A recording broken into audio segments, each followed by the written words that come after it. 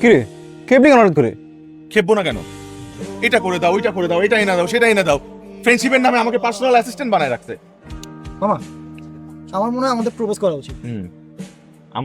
আমাদের ভাই, আমি আর এসবের মধ্যে নাই। আমার যারাকে আগের মতো ভালোও লাগে না। প্রপোজ করলে তোরা কর।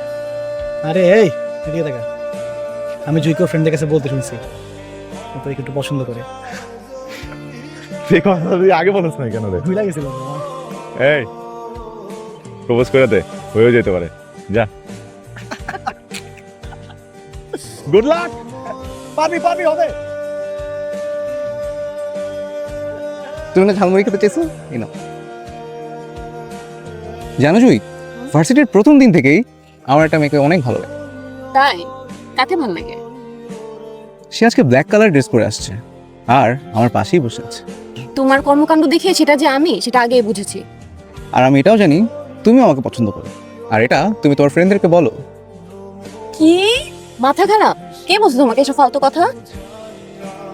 এভাবে বলছো কেন জুই? প্রতিদিন তোমার জন্য আমি কত কিছু করি, এগুলো ভুলে গেছো? সরি রবি, আসলে আমি তোমাকে কখনো ওই চোখে দেখিনি। আমার না ডাক্তার ছেলে পছন্দ। কিন্তু শুনো, আমি সবসময় অনেক ভালো ফ্রেন্ড হিসেবে থাকবো। তোমার জন্য আসলে ফ্রেন্ড না, একটা পার্সোনাল অ্যাসিস্ট্যান্ট দরকার। ছি, কি চিন্তা ভাবনা তোমার। আমার না, তোমার। তোমার থেকে জানা অনেক ভালো, অ্যাটলিস্ট সিয়ামকে পার্সোনাল অ্যাসিস্ট্যান্ট বানায় নাই। সিয়াম যে যারাকে পছন্দ করে সেটা আমি আগে থেকেই জানি। আর যারাও কিন্তু সিয়ামকে ফ্রেন্ড হিসেবেই দেখে। আর ইদানিং দেখছি যারাকে আমাদের ক্লাসে সাকিবের সাথে সারাদিন সময় কাটায়।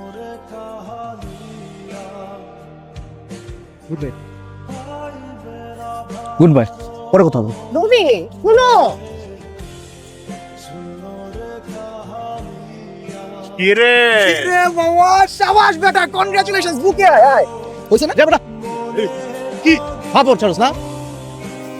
কি হয়েছে? তুই জানোস কিছু? কি? সাকিবকে।